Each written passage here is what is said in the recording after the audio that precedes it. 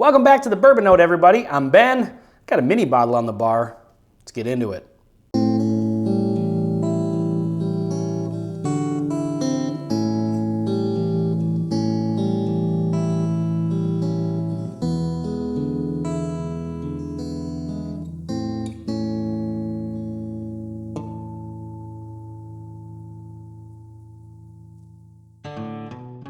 All right, so got a mini bottle of Willett rye. This is just a regular shelfer rye.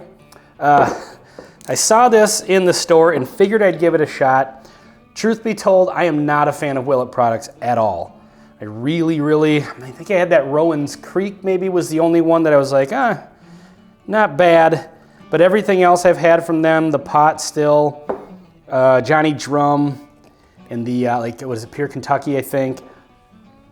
Those just have not been for me. Willett has always kind of had like a sort of a musty, I don't know, weird, funky sort of note to them. But this is the rye, and I've never had the rye. I've also never had any of their allocated, like the purple tops and stuff like that. To be perfectly honest, I've come across those and had a chance to buy one and just didn't because I just don't like Willett stuff, and so I'm not willing to spend a couple $100 on a brand that historically I don't like. So this should be interesting, but all the other ones I've had from them were bourbons. And so this is a rye. And again, this is just a regular shelfer, nothing rare about it. Alcohol, 108 proof. Interesting, I wouldn't have expected that. So far in the nose, I gotta tell you, for a Willett product, it's not bad. It's weird to say this about the smell of it, but it almost smells like there's some viscosity, like some creamy. I know that sounds weird. It smells creamy.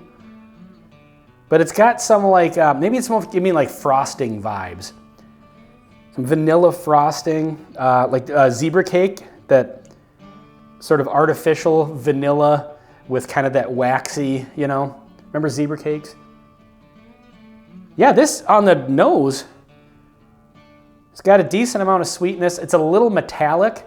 And all of these are fairly common notes that I get on some ryes.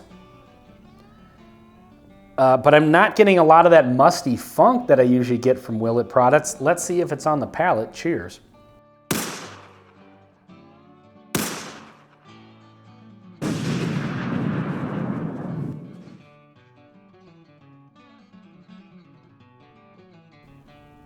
That is maybe the smoothest 108 proof whiskey I've ever had. Like, that had no alcohol bite whatsoever. That's interesting. Let me get one more sip here, because that one threw me off. It's not bad. It's weird, like if I didn't know the proof on this, I would say at a little higher proof, I would probably like this better, and I would maybe suggest north of 100. This is drinking like maybe a 95 proof to me. Like, I'm just getting no ethanol from it. And that's fine. I mean, sometimes you don't want that. And maybe it's just tonight. But yeah, I'm just not getting that bite that I like sometimes. And I have something that's a little higher proof. I like a little bit of the ethanol to it. I know it doesn't add flavor. I've talked about this before. But it adds experience sometimes for me. So, but this one is not bad. A lot of that kind of vanilla frosting sort of vibes is transferring over to the palate. I don't know what the price is on this. I'll try to remember to put on the screen. But I think this one's pretty common. I see it fairly often.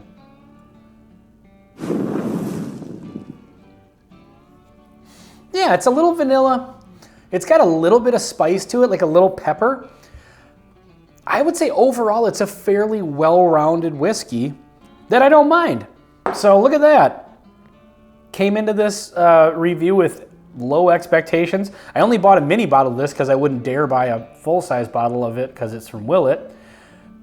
I don't know that I would buy it. It says rare release, the Willett distillery, but I don't know. I see these all the time. This is a regular rye. I know the bourbon's a little more hard to find, and I don't know if there's another version of the rye that looks like this. But if you can see it, I'm sure I put a picture on the screen or on the thumbnail. But I don't know that I would go out and buy it. I don't think I like it that much because I think it's probably around the $50 range, I would guess, if I remember correctly, because I know I've seen it on the shelf. But, I mean, if I had a bottle on the shelf, I could make my way through it, for sure. Let's get one more sip before we get out of here.